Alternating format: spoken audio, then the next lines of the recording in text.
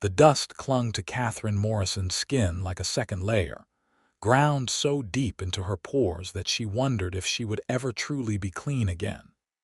And as she stumbled into the small settlement of Chico, California on that scorching August afternoon in 1878, she could barely remember what it felt like to sleep somewhere that did not leave her bones aching and her body trembling from cold or heat, or simply the hardness of the ground beneath her. 3 years. 3 long years since she had fled her father's creditors back in Missouri, since she had watched her mother die of fever in a filthy camp outside Sacramento, since she had learned that survival meant sleeping under wagons, in abandoned shacks, in corners of stables where the owners did not chase her away with brooms and curses. She was 21 years old but felt ancient, weathered like the wooden buildings that lined this dusty street, and every step she took seemed to require more effort than the last. The town was small, perhaps 200 souls at most, clustered along a main road that stretched toward the Sacramento Valley. Buildings leaned against each other like tired dancers, and the heat shimmered off the earth in waves that made everything appear fluid and uncertain. Catherine's worn boots scraped against the packed dirt as she moved past the general store, the saloon, the livery stable. Her dress, once blue calico, had faded to something between gray and brown, and her blonde hair hung in a braid so matted with dirt that its original color barely showed through. She needed water, food, work, if anyone would hire a woman who looked half dead already. Her stomach had been empty for 2 days except for the handful of wild berries she had found along the road, and her lips were cracked and bleeding from the relentless sun. She had walked from Red Bluff, 20 miles or more, following rumors of ranch work in the valley. But looking at this settlement now, she felt her hope crumbling like old bread. A man emerged from the livery stable as she passed, and Katherine barely had the energy to glance his way. But something made her pause, perhaps the way he moved with such easy confidence, or perhaps simply because he was looking at her with an expression that was not disgust or suspicion, but something closer to concern. He was tall, with broad shoulders that spoke of years of hard work, and he wore the practical clothing of a working cowboy, denim trousers and a worn cotton shirt with the sleeves rolled to his elbows. His hat was pushed back on his head, revealing dark brown hair and a face that was handsome in a weathered, honest way. He could not have been much older than she was, perhaps 24 or 25, and his gray eyes studied her with an intensity that made her want to simultaneously run away and collapse at his feet. "Madam," he said, his voice deep and careful, "you look like you could use some help." Katherine wanted to refuse, wanted to summon the pride that had kept her going these 3 terrible years, but her body betrayed her. Her knees buckled, and she would have fallen face first into the dirt if he had not moved with surprising speed to catch her. His arms were strong and steady, and for just a moment she let herself lean against his chest, breathing in the smell of hay and leather and honest sweat. "Easy now," he murmured, supporting her weight effortlessly. "When did you last eat?" 2 days, she whispered, the admission costing her dearly. "Maybe 3. I lose track." She felt him stiffen, heard the sharp intake of breath, and then he was guiding her toward a small house set back from the main street. It was modest but well-maintained, with a porch that offered blessed shade and a door that he pushed open with one hand while keeping his other arm around her waist. "My name is Gabriel Garrett," he said as he helped her inside. "I work the cattle ranch east of here, but this is my place in town. You are going to sit down, and I am going to get you some food and water, and then we are going to figure out what happens next." The interior of the house was simple but clean. A table and 2 chairs occupied one corner, a cast iron stove stood against the far wall, and in the opposite corner was a bed.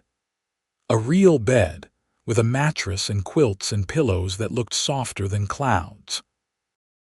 Katherine stared at it as Gabriel guided her to one of the chairs, unable to process what she was seeing.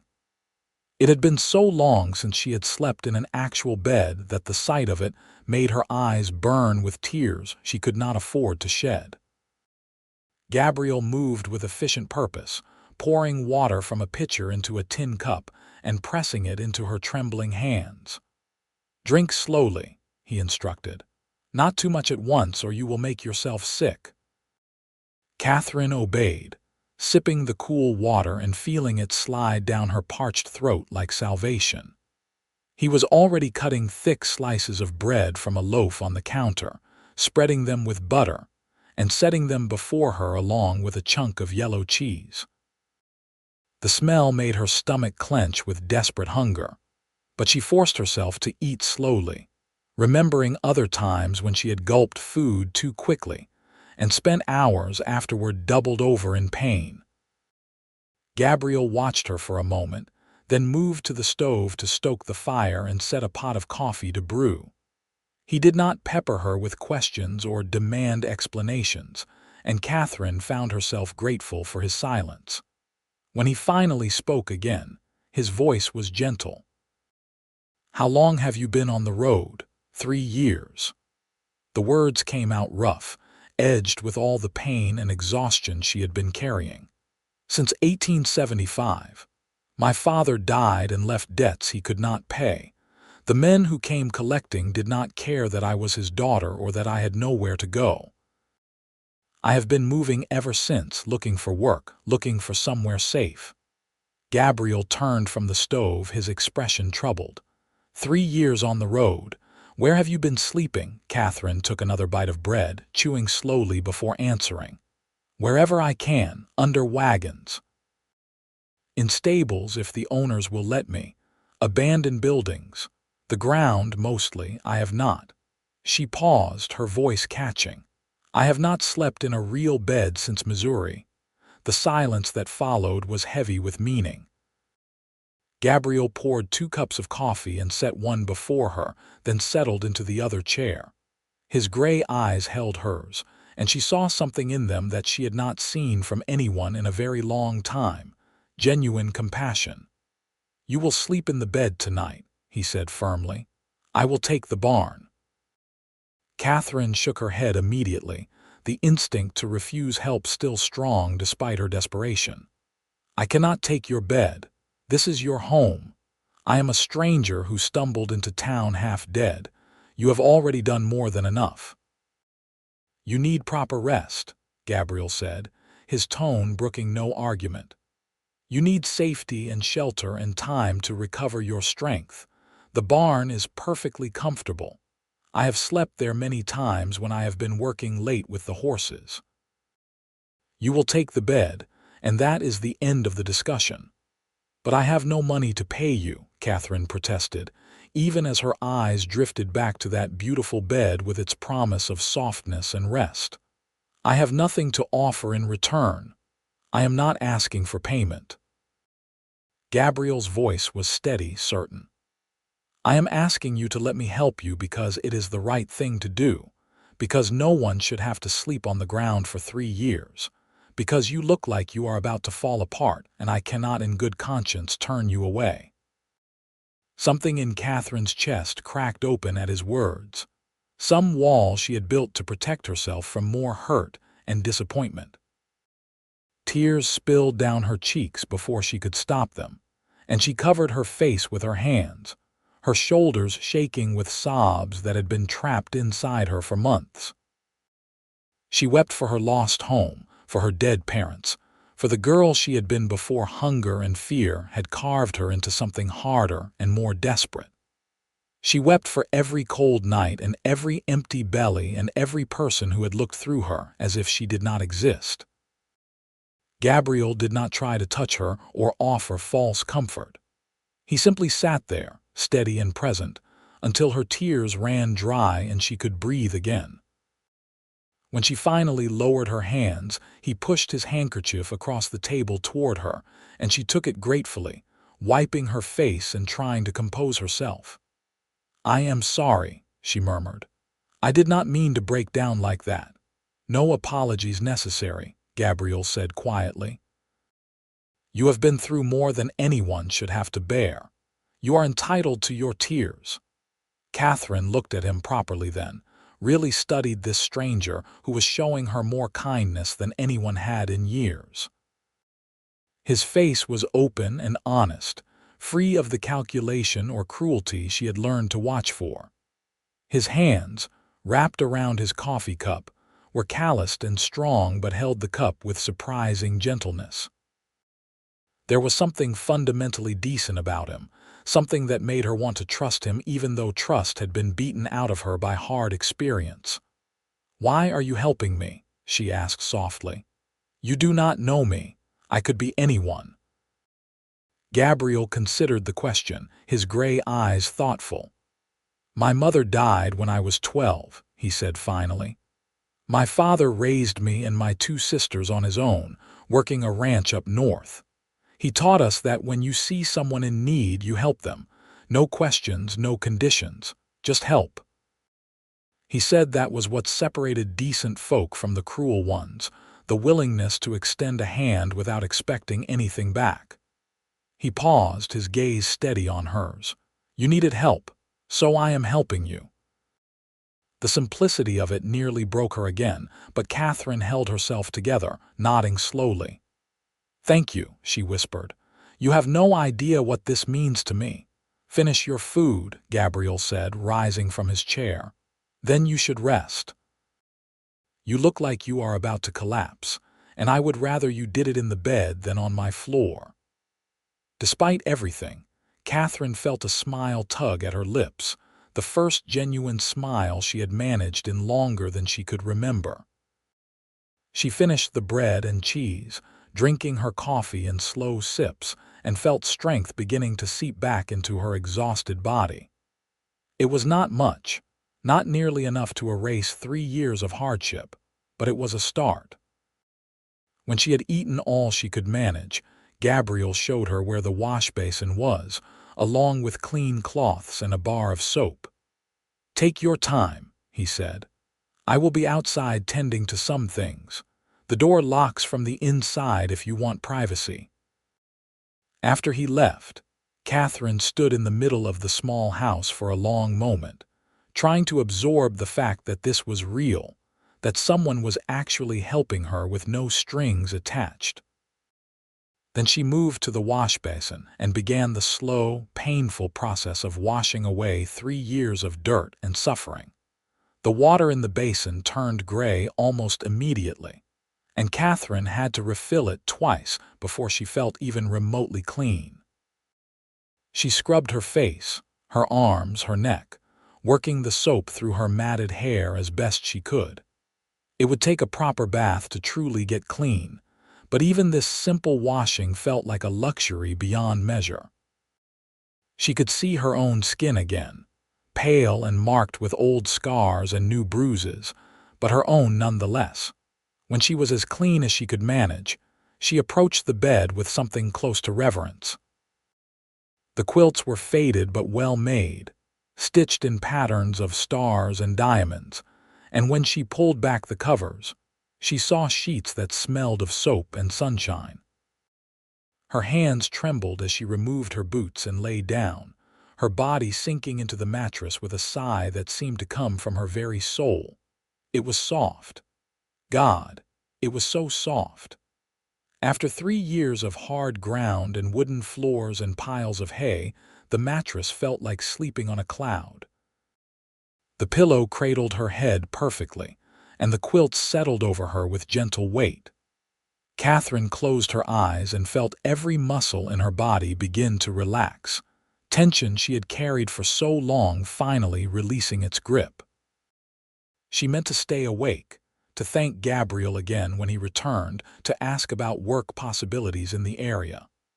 But exhaustion pulled her under like a tide, and within minutes she was asleep, falling into dreams that were, for once, not filled with running and hunger and fear.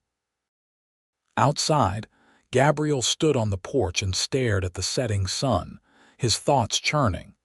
He had not been lying when he told Katherine that helping people was simply what you did. His father had raised him to be decent, to look after those who needed looking after. But there was something about the woman now sleeping in his bed that had struck him deeper than simple compassion. Maybe it was the way she had tried so hard to maintain her dignity, even while falling apart. Maybe it was the strength it must have taken to survive 3 years on the road alone. A woman with no protection and no resources in a world that was often brutally unkind to such people. Or maybe it was simply the way her eyes had looked when she saw the bed, that expression of desperate longing mixed with disbelief, as if she could not quite believe that something soft and safe could be meant for her. Gabriel had been alone for 2 years now, ever since his father had died and his sisters had married and moved away. He had his work at the ranch, his small house in town, his horses and his routines. It was a good life, a decent life, but it was lonely. He had not realized how lonely until he walked into his house and saw Katherine Morrison sitting at his table, her presence somehow filling spaces he had not known were empty. He shook his head at his own thoughts. She was exhausted and desperate and in need of help, not romance. The last thing she needed was him developing feelings that would only complicate an already difficult situation. He would help her get back on her feet, help her find work and a place of her own, and that would be that. But even as he told himself this, Gabriel knew he was lying. There was something about Katherine that drew him, something that made him want to know her story, to hear her laugh, to see what she looked like when she was not weighed down by hunger and fear.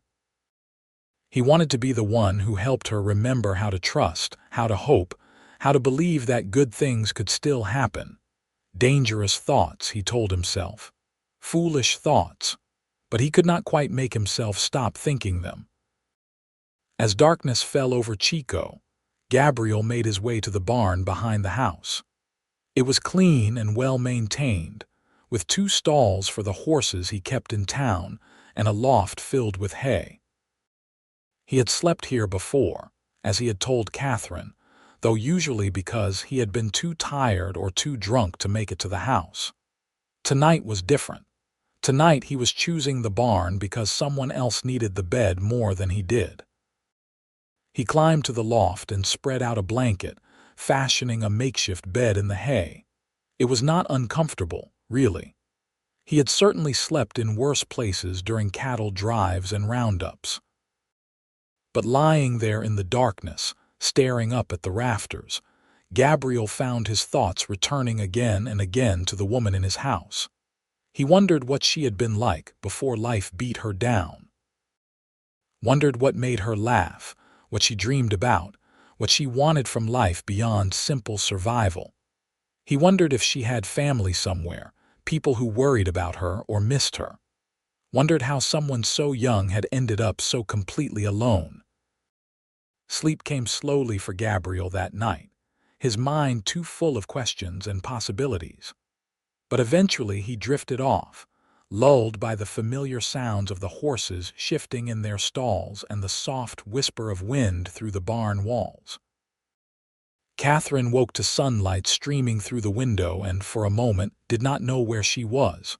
The softness beneath her felt wrong, unfamiliar, and she sat up in panic before memory returned. Gabriel's house. Gabriel's bed. The kindness of a stranger who had asked nothing in return. She lay back down slowly, taking inventory of her body. Her muscles ached from the long walk to Chico, but it was a clean ache, not the bone-deep exhaustion that had been her constant companion. Her stomach was no longer cramping with hunger. Her head felt clearer than it had in weeks. She felt almost human again, almost like the girl she had been before everything fell apart. The sun told her it was late morning, which meant she had slept for nearly 15 hours straight. Guilt pricked at her. She should have been up at dawn, should not have taken advantage of Gabriel's generosity by sleeping half the day away. But her body had demanded the rest, and now that she had it, she felt strong enough to face whatever came next. Katherine rose from the bed, smoothing the quilts back into place with careful hands. She used the wash basin again, doing her best to make herself presentable, and then ventured out onto the porch. The town was quiet in the late morning heat, most people either working or taking refuge from the sun. She spotted Gabriel almost immediately, walking up the road with a basket over his arm. He smiled when he saw her, a genuine expression that transformed his face from merely handsome to something warmer and more approachable. "You are awake," he said, climbing the porch steps. "How did you sleep?" "Better than I have in 3 years," Katherine admitted. "I am sorry I slept so late. You should have woken me." "Why would I do that? You needed the rest." Gabriel gestured toward the door. "I brought supplies from the general store. I thought you might be hungry." Inside, he unpacked the basket, revealing eggs, bacon, fresh bread, butter, jam, and a small tin of tea. Katherine watched as he moved around the kitchen with practiced ease, stoking the fire and setting a pan to heat. She felt useless standing there, so she began setting the table, finding plates and utensils and arranging them with care. "You do not have to cook for me," she said as Gabriel cracked eggs into the pan.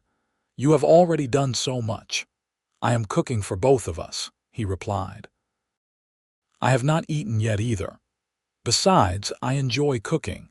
It is peaceful." They worked in comfortable silence, Gabriel cooking while Katherine poured water and sliced bread.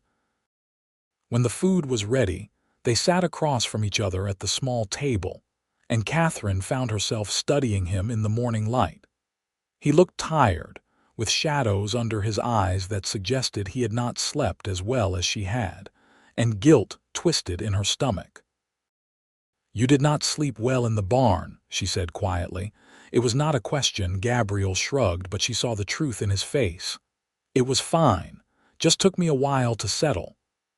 "I cannot keep taking your bed while you sleep in the barn," Katherine said firmly. "It is not right. You need proper rest too, especially if you are working at the ranch." "We can discuss it later," Gabriel said, clearly wanting to change the subject. "Right now, I want to talk about what you want to do next. You said you were looking for work." Katherine nodded, grateful for the shift in conversation. "I can do most anything. I can cook, clean, sew, tend animals. I worked at a boarding house in Sacramento for a few months before the owner's wife decided I was after her husband and threw me out. I worked at a laundry in Redding until the building burned down. I have done farm work, picking fruit and vegetables. I am not afraid of hard labor." Gabriel listened intently, his expression thoughtful. "The ranch where I work might need help in the house," he said slowly. "The owner, Mr. Paulson, is a widower with 3 young children. He has been struggling to keep up with the housework and the cooking while trying to run the ranch. I could talk to him, see if he would be willing to hire you." Hope flared in Katherine's chest, bright and painful. "Do you think he would consider me? Even looking like this?" She gestured at her worn dress and damaged hands. "I think he is desperate enough that he would hire anyone competent," Gabriel said honestly. "But you should know that the pay will not be much. Room and board plus maybe $10 a month. It is not a fortune." "It is more than I have now," Katherine said. "If he is willing to give me a chance, I will work harder than anyone he has ever employed. I promise you that." Gabriel smiled at her determination. "I will ride out this afternoon and talk to him. In the meantime, you should rest more and eat. You are still too thin and you need to build up your strength." "I cannot just sit here while you work," Katherine protested. "Let me earn my keep. I can clean the house, do your laundry, cook your meals." "Katherine." Gabriel reached across the table and covered her hand with his, the gesture gentle but firm. "You do not need to earn anything. You need to recover. That is what matters right now." The touch of his hand sent warmth spreading through her, and Katherine found herself staring at their joined hands in confusion. She had not been touched with kindness in so long that she had forgotten what it felt like, the simple human connection of skin against skin. Her eyes stung with tears again, and she blinked them back furiously, embarrassed by her own weakness. Gabriel seemed to realize what he had done and pulled his hand back, a faint flush coloring his cheeks. "I am sorry," he murmured. "I did not mean to overstep." "You did not," Katherine said quickly. I am not used to kindness. It catches me off guard." They finished their breakfast in a silence that was slightly awkward but not uncomfortable. When the meal was done, Gabriel insisted on cleaning up while Katherine sat on the porch, watching the town go about its business. She felt strange being still, being safe, having nothing to do but exist. For 3 years her life had been constant motion, constant searching for the next meal or the next safe place to sleep. This quiet moment of peace felt almost foreign. Gabriel emerged from the house with his hat on and his boots dusty. "I am heading out to the ranch now," he said. "I will be back before dark. Make yourself at home. There is food in the kitchen, and you can rest or walk around town if you want. Just promise me you will not push yourself too hard." "I promise," Katherine said, though she was already thinking about all the small things she could do to help him while he was gone. After Gabriel rode off on his sturdy bay gelding, Katherine went back inside and surveyed the house with fresh eyes. It was clean, but had the indefinable air of a place maintained by someone who lived alone and did not much care about small details. She could see dust on the windowsills, could see that his clothes needed mending, could see that the floor had not been properly swept in weeks.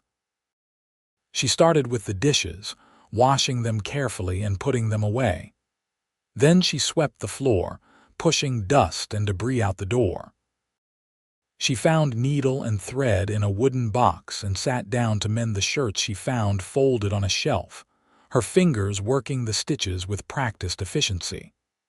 The work felt good, felt purposeful, and she lost herself in it for hours. When she heard Gabriel's horse outside, the sun was beginning to dip toward the horizon, and the house was cleaner than it had been in months. Katherine stepped onto the porch, her heart hammering with hope and fear, and watched him dismount and tie the horse to the rail. "Well?" she asked, unable to wait for him to speak first. Gabriel's face broke into a grin. "Mr. Paulson wants to meet you tomorrow. I told him about your situation, and he said he is willing to give you a trial period. If things work out, the job is yours." Katherine felt as if she might float away from sheer relief. A job. A real job with room and board. She would have a place to sleep, food to eat, a purpose. She launched herself off the porch and, without thinking, threw her arms around Gabriel in an impulsive hug. He caught her easily, his arms coming up to steady her, and for a moment they stood there in the dusty street, holding each other. Katherine could feel his heartbeat, strong and steady beneath her cheek, and smell the scent of leather and sun-warmed cotton. It felt safe. It felt right. And that terrified her. She pulled back quickly, her cheeks flaming. "I am sorry. That was inappropriate. Thank you so much."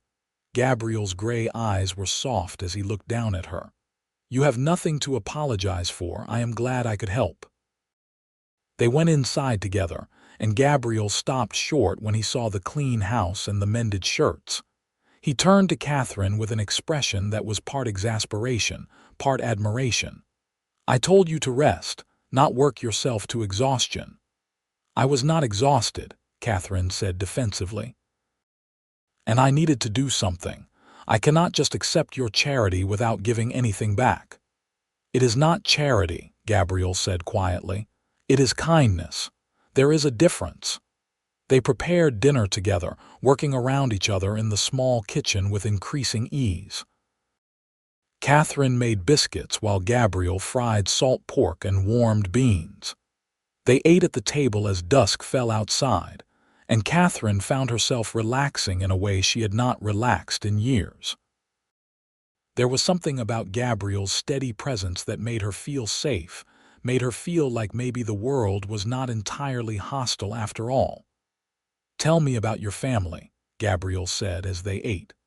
"Where did you grow up?" Katherine set down her fork, her expression turning sad. "A small town in Missouri called Liberty. My father was a clerk, my mother took in sewing.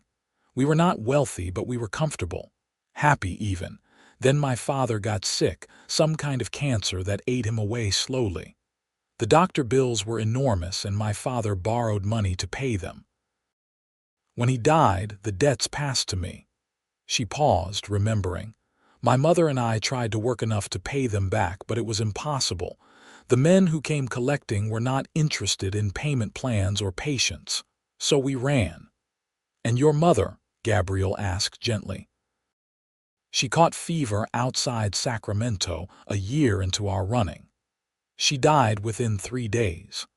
I buried her in a field near the road, said a prayer, and kept moving because I did not know what else to do."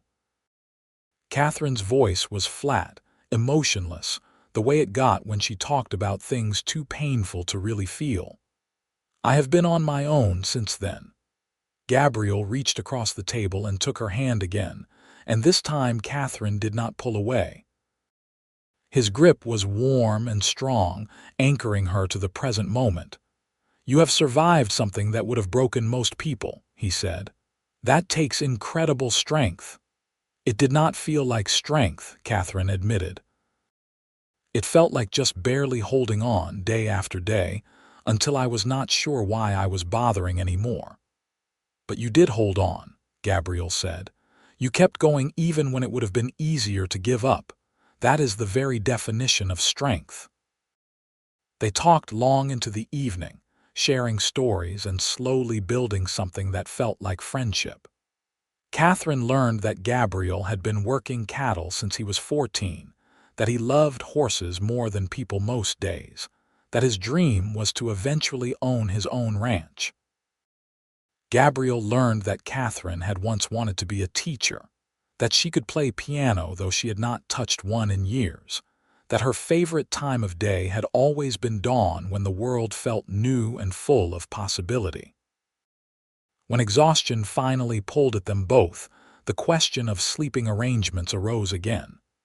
Katherine tried to insist that Gabriel take his own bed, but he refused with gentle stubbornness. "You need another night of proper rest before you go to the ranch tomorrow," he said. "I will be fine in the barn. We can argue about it tomorrow if you want, but tonight you are taking the bed." Too tired to fight, Katherine agreed. She lay down in the soft bed for the second night, and as she drifted toward sleep, she found herself thinking about Gabriel's gray eyes and the way his hand had felt in hers. Dangerous thoughts, she reminded herself. He was being kind, nothing more. She could not afford to read more into it than that. But her heart, it seemed, had different ideas. The next morning, Gabriel and Katherine rode out to the Paulson ranch together, Katherine seated behind him on his bay gelding. She had never ridden like this before, her arms wrapped around Gabriel's waist to keep from falling, her body pressed against his back. It was intimate and unsettling, and made her heart beat faster in a way that had nothing to do with fear.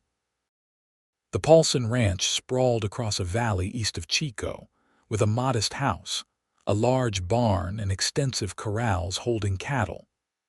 As they rode up, Katherine saw 3 children playing in the yard, 2 boys and a girl ranging in age from perhaps 5 to 9. They stopped their game to stare at the visitors, their faces dirty and their clothes in need of washing. Mr. Paulson emerged from the barn, a man in his late 30s with sun-weathered skin and tired eyes. He greeted Gabriel warmly, then turned his attention to Katherine with a look that was assessing but not unkind. "So you are the young woman Gabriel told me about," he said. "He tells me you are a hard worker." "I am, sir," Katherine said, meeting his gaze directly. "I can cook, clean, sew, and tend children. I will work from dawn to dusk if that is what you need. All I ask in return is room, board, and a fair wage." Mr. Paulson studied her for a long moment, taking in her worn dress and thin frame. "You look like you have been through hard times," he said bluntly. "I have," Katherine admitted, "but hard times have taught me the value of work and the importance of opportunity. If you give me a chance, I will not disappoint you." Something in her directness seemed to appeal to Mr. Paulson. He nodded slowly. "The job is yours for a trial period of 1 month. $10 at the end of the month if your work is satisfactory. You will have a room in the house, meals with the family, and Sundays off. Does that suit you?" "Yes, sir," Katherine said, relief flooding through her. "Thank you." "You will not regret this." "See that I do not," Mr. Paulson said, but there was a hint of warmth in his tone. He called to the children, who came running over with the wild energy of young ones who have been allowed to run feral for too long. "Children, this is Miss Morrison. She is going to be helping around the house. I expect you to be respectful and do as she says." The oldest, a boy with his father's dark hair, looked Katherine up and down skeptically. "Can you cook better than Pa?" he asked. "I certainly hope so," Katherine said with a small smile. "What is your name?" "Thomas." "These are my brothers, James and William." Katherine spent the rest of the morning getting oriented to the house, which was in even worse shape than she had expected. Dishes were piled in the sink, laundry overflowed from baskets, and dust covered every surface. The children's rooms were disaster areas, and the kitchen looked like no one had properly cleaned it in months. But Katherine did not feel daunted. Instead, she felt purposeful. This was something she could fix, something she could control. She rolled up her sleeves and got to work. Gabriel stayed for lunch, ostensibly to help Katherine settle in, but really, he admitted to himself, because he did not want to leave her yet. He watched her move around the kitchen with growing efficiency, organizing and cleaning while simultaneously preparing a meal for Mr. Paulson and his children. She had a natural competence that impressed him, and the children, initially skeptical, were already warming to her patient firmness. When it was time for Gabriel to return to his own work, he found himself reluctant to go. Katherine walked him out to where his horse was tied, and they stood in the yard, neither quite sure what to say. "Thank you," Katherine said finally, "for everything. You saved my life, Gabriel." "I mean that literally." "You would have found a way to survive," Gabriel said. "You have been doing it for 3 years." "Maybe," Katherine allowed, "but you gave me more than survival. You gave me hope. I had forgotten what that felt like." Gabriel wanted to say so many things. Wanted to tell her that she had given him something too, that his house had felt less lonely with her in it, that he had not been able to stop thinking about her since the moment he caught her from falling in the street. But they had only known each other for 2 days, and she was just starting to rebuild her life. The last thing she needed was him complicating things with feelings she might not return, so instead he just smiled and touched the brim of his hat. "I will come check on you in a few days. Make sure Mr. Paulson is treating you fairly." "I would like that," Katherine said softly, and the look in her eyes suggested that maybe, just maybe, her feelings were not as simple as gratitude either. Gabriel rode back to town with his mind churning. He had not expected this, had not expected to meet someone who would turn his orderly life upside down in a matter of days. But Katherine Morrison had done exactly that, and he was not sure what to do about it. The days turned into weeks, and Katherine threw herself into her work with fierce determination. She cleaned the Paulson house from top to bottom, organized the kitchen, mended clothes, and established routines that brought order to the chaos. The children, initially resistant to discipline, gradually responded to her combination of kindness and firmness. She told them stories while they did their chores, taught them basic manners, and made sure they washed behind their ears. Mr. Paulson, watching his household transform, began to relax in ways he had not since his wife's death 2 years prior. He still worked brutal hours on the ranch, but coming home to hot meals and clean clothes and children who were not running wild made an enormous difference. At the end of the first month, he told Katherine the trial period was over and the job was hers permanently if she wanted it. "You have been a blessing to this family," he said gruffly. "We are better off for having you here." Katherine felt pride swell in her chest. For the first time in 3 years, she was not just surviving but actually succeeding at something. She had a place, a purpose, people who relied on her. It felt like building a life again, piece by piece, but the person she most looked forward to seeing was Gabriel. He came by the ranch every few days, always with some excuse about checking on the cattle or talking to Mr. Paulson about ranch business. But he always made time to talk to Katherine, to ask how she was doing, to make her laugh with stories about his work. Those conversations became the highlight of her weeks, bright moments she treasured. She was falling in love with him. The realization came gradually, creeping up on her in quiet moments. It was in the way her heart lifted when she saw him riding up the road. It was in the way she found herself thinking about him when she should have been focused on her work. It was in the way his smile made her feel warm all the way through, like standing in sunshine after too long in the cold. But Katherine kept these feelings locked tight inside her. Gabriel was kind to her, friendly, but that did not mean he felt anything beyond compassion for someone he had helped. She could not risk ruining the friendship they had built by presuming too much. So she smiled and talked and pretended that her feelings were not growing deeper every time she saw him. Gabriel, for his part, was fighting a losing battle with his own heart. Every time he saw Katherine, she seemed more beautiful to him. Not because she had gained weight or because her clothes were no longer ragged, though those things were true, but because he could see her confidence returning, could see the light coming back into her eyes, could see her becoming more fully herself. She was quick-witted and hard-working and surprisingly funny when she let herself relax. She was also stubborn and proud and sometimes too independent for her own good. He loved all of it. But Gabriel did not know if Katherine could see him as anything more than the man who had helped her when she was desperate. He did not know if her gratitude might be confused with deeper feelings, or if she was even ready to think about romance when she was still rebuilding her life. So he kept his distance, remained friendly but not too familiar, and tried to ignore the way his chest ached every time he had to ride away from her.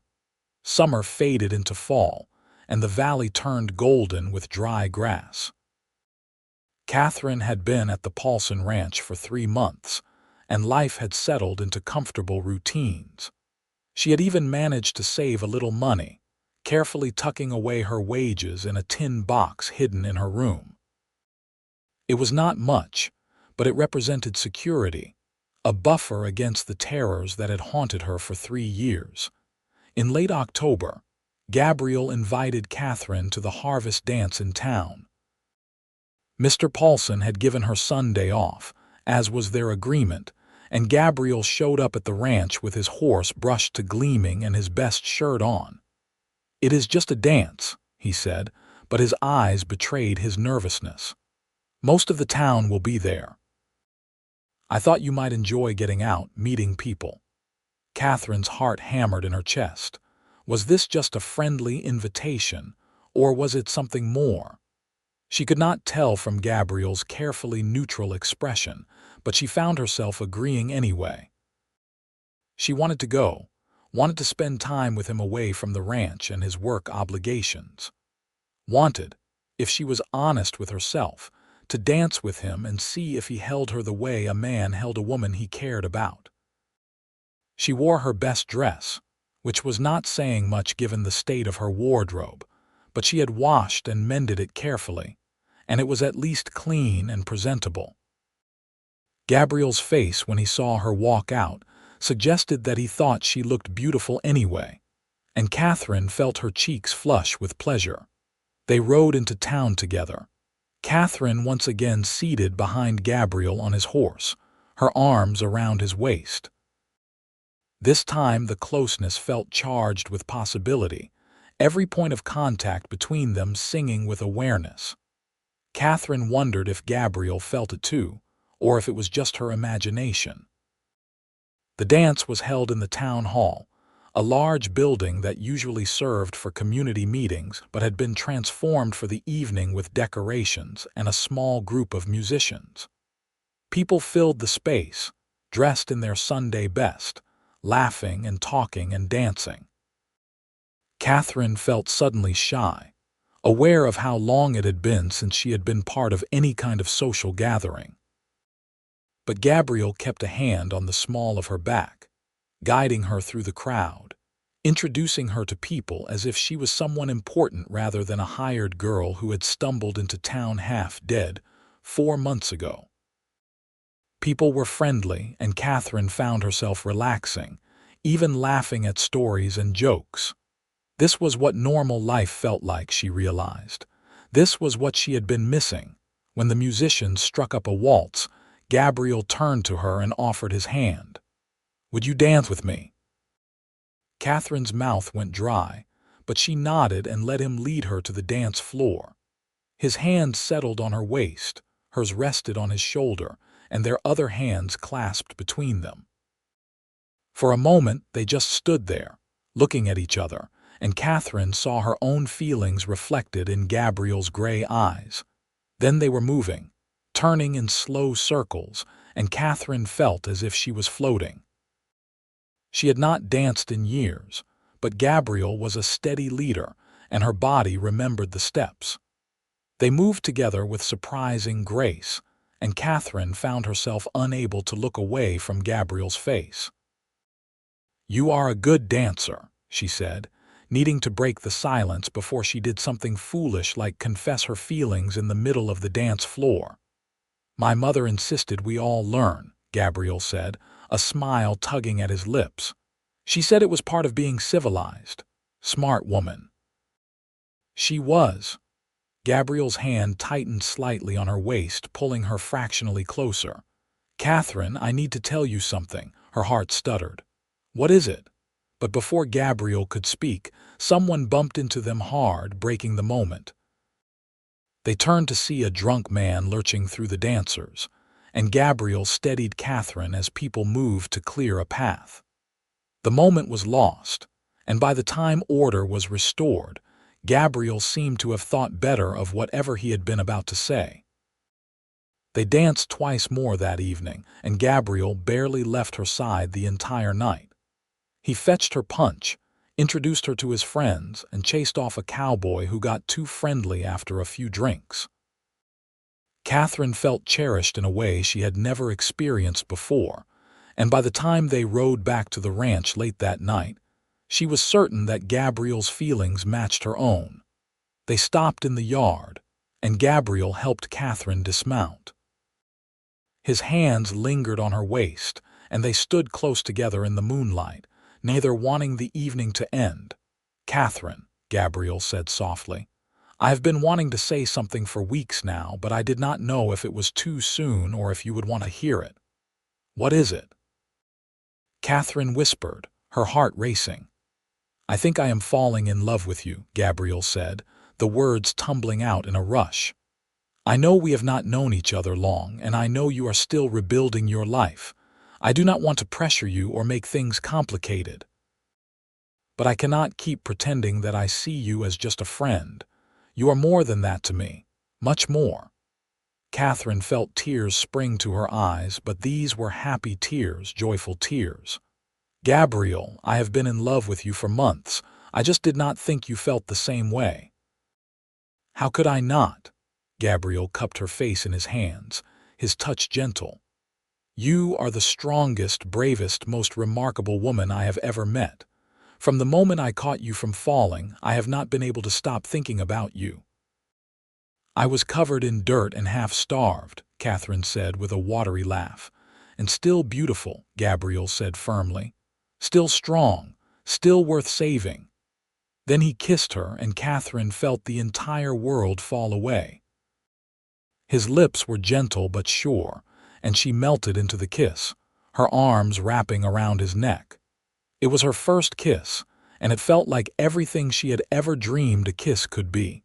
Tender and passionate and full of promise. When they finally broke apart, both breathing hard, Gabriel rested his forehead against hers. I do not want to rush you, he murmured. We can take this as slow as you need, but I want you to know that I am serious about you, about us. I want a future with you, Katherine Morrison. I want that too, Katherine whispered. More than anything. They stood there in the moonlight, holding each other, and Katherine felt something she had not felt in 3 long years. Hope for the future. Not just survival, not just getting by, but actual joy and possibility and love. The next months were the happiest of Katherine's life. She and Gabriel courted properly, with Sunday afternoon walks and dinners in town and long conversations that stretched into evening. Gabriel was patient and respectful, never pushing for more than she was ready to give, but making it clear through his actions that he was serious about building a life with her. Mr. Paulson noticed the change in Katherine and teased her gently about her cowboy suitor. The children, who had grown to love Katherine fiercely, approved of Gabriel with the straightforward honesty of youth. Thomas announced that Gabriel could marry Katherine as long as Katherine did not leave them, and Katherine assured him that she had no intention of going anywhere. Winter came to the valley, bringing cold rains and the occasional frost. Katherine spent her evenings by the fire, mending clothes or reading to the children, and thinking about Gabriel. They saw each other as often as his work allowed, and every meeting only deepened her certainty that this man was her future. On a clear day in January, exactly 6 months after Katherine had stumbled into Chico, Gabriel asked her to marry him. They were walking by the creek near the ranch, and he stopped suddenly and pulled a ring from his pocket. It was simple, just a gold band, but Katherine thought it was the most beautiful thing she had ever seen. I know we have not been courting long by most standards, Gabriel said, holding the ring in his palm. But I know my own heart, and I know that I want to spend the rest of my life with you. Will you marry me, Katherine Morrison? Yes, Katherine said, the word coming out on a sob. Yes, Gabriel. 1,000 times yes. He slid the ring onto her finger, and it fit perfectly. Then he kissed her, and Katherine felt her heart expand with so much love she thought it might burst. They were married in March of 1879 in the small church in Chico. Katherine wore a dress that the women of the town had helped her sew, simple but beautiful in cream-colored muslin. Gabriel wore his best suit, and his hands trembled slightly when he slid the wedding band onto her finger. Mr. Paulson and his children attended, along with most of the town. It was a joyful celebration, and Katherine cried happy tears as she and Gabriel exchanged vows. After the wedding, Katherine moved into Gabriel's house in town. She left the Paulson ranch with mixed feelings, sad to leave the children but excited to start her new life. Mr. Paulson hired another housekeeper, a widow from Sacramento, and the children tearfully made Katherine promise to visit often. Life as Mrs. Gabriel Garrett was everything Katherine had dreamed it could be. Gabriel was a devoted husband, patient and kind and deeply loving. They worked together to build their life, saving money with the goal of eventually buying their own ranch. Katherine took in sewing to supplement Gabriel's wages, and they were careful with every penny. That first year of marriage was not always easy. They had to learn how to live together, how to navigate disagreements, how to merge two lives that had been solitary for so long. But they faced every challenge together, talking through problems instead of letting them fester, and their love grew stronger with each passing month. In the spring of 1880, Katherine discovered she was pregnant. She told Gabriel one evening after supper, and he swept her into his arms with a shout of joy that made her laugh. He was tender and protective throughout her pregnancy, fussing over her in ways that were endearing even when they drove her slightly crazy. Their son was born in December of 1880, a healthy boy with his father's gray eyes and his mother's determination. They named him Samuel, and Gabriel held him with such awe and tenderness that Katherine fell in love with her husband all over again. Life settled into new rhythms. Katherine cared for their son while continuing to take in sewing, and Gabriel worked hard at the ranch, saving every penny he could. In 1882, their dream finally came true. Mr. Paulson, ready to retire and move closer to his sister in San Francisco, offered to sell them his ranch at a price they could afford with the money they had saved. Gabriel and Katherine became ranch owners, and they threw themselves into the work with passionate dedication. It was hard, backbreaking labor, but it was their own. They raised cattle, planted crops, and slowly built up their herd. Katherine managed the house and the finances while caring for Samuel, and Gabriel handled the ranch operations with help from hired hands. In 1884, their daughter was born, a tiny girl with blonde hair and a loud voice. They named her Rose, and Samuel, now 3, was fascinated by his baby sister. The house rang with the sounds of children, and Katherine would sometimes stop in the middle of her work and simply marvel at her life. 6 years ago, she had been sleeping on the ground, starving and alone. Now she had a husband who loved her, 2 beautiful children, and a home that was truly hers. The years rolled by, marked by hard work and deep satisfaction. Gabriel and Katherine expanded the ranch, building new corrals and buying more cattle. Samuel grew into a serious boy who loved the ranch and followed his father everywhere. Rose was spirited and fearless, more likely to be found climbing trees than playing with dolls. In 1887, they had another child, a boy they named after Gabriel's father. The house was full of noise and life and love. Katherine often thought about those 3 terrible years on the road, not with bitterness but with something closer to gratitude. Those years had stripped her down to nothing, had tested her in ways she never imagined, but they had also taught her what mattered: family, love, kindness. The willingness to help a stranger, as Gabriel had helped her. They made it their mission to extend that same kindness to others. When they found drifters on their land, they fed them and sent them on with full bellies. When neighbors faced hard times, they helped however they could. Katherine never forgot what it felt like to be desperate and alone, and she made sure that no one who came to their door left without aid. On a warm evening in the summer of 1890, Gabriel and Katherine sat on their porch watching the sunset paint the valley in shades of gold and red.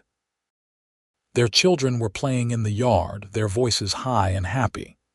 Inside the house, dinner waited. The cattle were healthy, the crops were good, and life was sweet.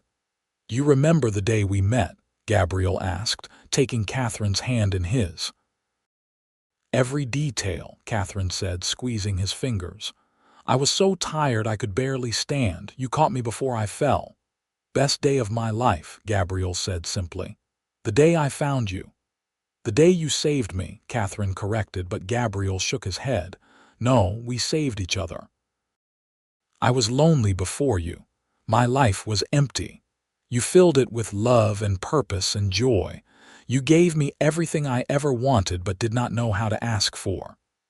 Katherine leaned her head on his shoulder, watching their children play. Samuel was teaching Rose how to rope a fence post while little Gabriel toddled after them on unsteady legs. "I never thought I would have this," she said softly. "A family. A home. Someone who loves me. When I was on the road, I used to dream about having a real bed to sleep in. That was the height of my ambition, just a bed. And now you have so much more. Because you gave me your bed and slept in the barn," Katherine said, smiling at the memory. "The kindest thing anyone had ever done for me." Gabriel kissed the top of her head. "I would do it again in a heartbeat. I would do anything for you." They sat together as the sun sank lower, their hands entwined, their children's laughter floating on the evening breeze. Katherine thought about that desperate woman who had stumbled into Chico 12 years ago, thought about how far she had come and how much she had gained. She thought about the bed she slept in now, shared with the man she loved, and how it represented not just comfort but safety, belonging, home. She had not slept in a real bed for 3 long years. The cowboy had given her his and slept in the barn. And in doing so, he had given her everything: hope, love, and a future more beautiful than anything she could have imagined. They had built a life together from dust and determination and love, and it was more than Katherine had ever dared to dream. As darkness fell over the valley, Gabriel called the children in for dinner. Katherine rose from her chair, her hand still in her husband's, and together they walked into their house, into the life they had built together. Behind them, the barn stood quiet in the gathering dark, a reminder of where their story had truly begun, when one man's simple act of kindness had changed 2 lives forever. Years continued to pass in their own sweet rhythm. The ranch prospered under Gabriel and Katherine's careful management. They added more land, purchased breeding stock, and developed a reputation for raising quality cattle. Samuel grew into a fine young man who shared his father's love of ranching. Rose remained spirited and helped her mother with the household while also proving to have a gift with horses. Young Gabriel showed promise as a future rancher, following his older brother everywhere. In 1895, Katherine and Gabriel celebrated their 16th wedding anniversary with a party at the ranch. Friends and neighbors came from miles around, and the celebration lasted late into the night. As Katherine danced with her husband under the stars, she reflected on how completely her life had transformed. The woman she had been, broken and desperate, felt like someone from another lifetime. Gabriel had not just given her a bed that night in 1878. He had given her herself back, had helped her remember that she was worthy of kindness and love. Samuel married in 1897, bringing a sweet-natured girl named Emma to the ranch.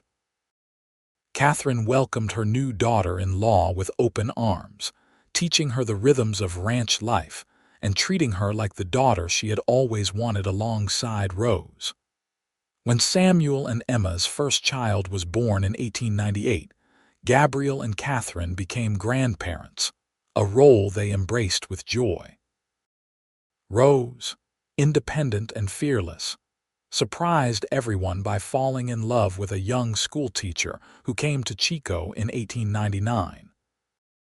Katherine had worried that her daughter's fierce spirit would never find a match, but the teacher, a gentle man named Daniel, adored Rose's strength and encouraged her wild heart. They married in the spring of 1900, and Rose continued to help with the ranch even after moving into town. Young Gabriel followed his siblings' path, eventually taking over more of the ranch operations as his father aged. He married in 1902, and the ranch house expanded to accommodate 3 generations living and working together. The legacy that Gabriel and Katherine had built continued to grow, rooted in the love and determination that had brought them together. In 1905, on a quiet afternoon in late summer, Gabriel and Katherine sat in their favorite spot on the porch. They were in their late 40s now, still strong but marked by years of hard work. Gray threaded through Katherine's blonde hair, and Gabriel's face was deeply lined by sun and weather. But when they looked at each other, they saw the same people who had met in 1878, who had fallen in love while dancing at a harvest celebration, who had built a life together from nothing. "You ever regret it?" Katherine asked suddenly, taking in a stranger who looked half dead.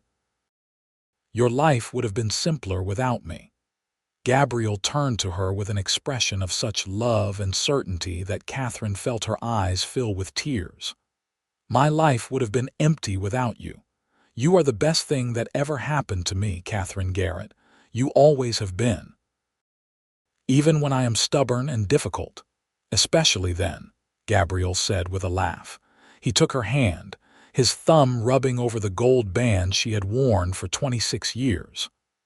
"I gave you my bed and slept in the barn because it was the right thing to do.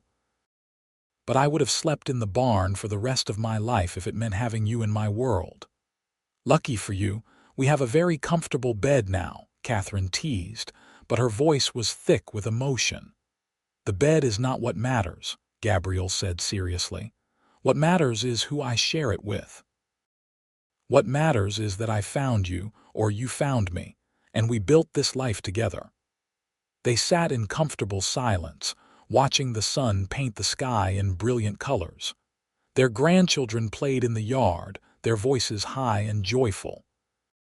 Inside the house, dinner preparations were underway, the family gathering as they did every evening. The ranch stretched out before them, healthy and productive, a testament to years of love and labor. Katherine thought about the girl she had been, sleeping on the ground and wondering if she would survive another day. She thought about the cowboy who had caught her from falling and given her not just his bed but his heart, his name, his future. She thought about the life they had built together, full of children and grandchildren and love that had only deepened with passing years. "Thank you," she said softly, leaning her head on Gabriel's shoulder. "For what? For being you. For seeing me when I was invisible. For loving me when I was broken. For building this life with me." Gabriel wrapped his arm around her, pulling her close. "Thank you for stumbling into Chico that day. Thank you for being brave enough to accept help. Thank you for loving me back, and for making every day of the past 27 years the best days of my life." As darkness fell over their ranch, their family, their life, Gabriel and Katherine sat together on the porch, still holding hands as they had done for so many years. They had weathered storms and droughts, losses and difficulties, but their love had remained constant, the foundation upon which everything else was built. The barn stood quiet in the distance, and Katherine smiled thinking about how Gabriel had slept there those first nights so she could have a real bed. Such a simple act of kindness, but it had changed everything. It had shown her that goodness still existed in the world, that love was possible, that she could have a future beyond mere survival. She had not slept in a real bed for 3 long years. The cowboy had given her his and slept in the barn. And in doing so, he had given her everything worth having: a home, a family, a love that would last the rest of their days. It was the kind of love that songs were written about and stories told about, the kind of love that transformed lives and left legacies. As they rose to go inside for dinner, their family waiting, Gabriel took Katherine's hand and brought it to his lips for a gentle kiss. "I love you," he said, as he had said countless times over the years. "I love you too," Katherine replied, the words as true now as they had been the first time she spoke them. Together they walked into their home, into the warmth and light and love that filled every corner. Behind them, the porch stood empty, but the love that had begun there, forged from kindness and hope and 2 lonely souls finding each other, continued to burn bright, a flame that would never go out. Their story was one of redemption and resilience, of love conquering desperation, of two people who had found each other at exactly the right moment and built something beautiful together. It was the story of a cowboy who gave up his bed for a stranger, and a woman who had the courage to accept kindness when she needed it most.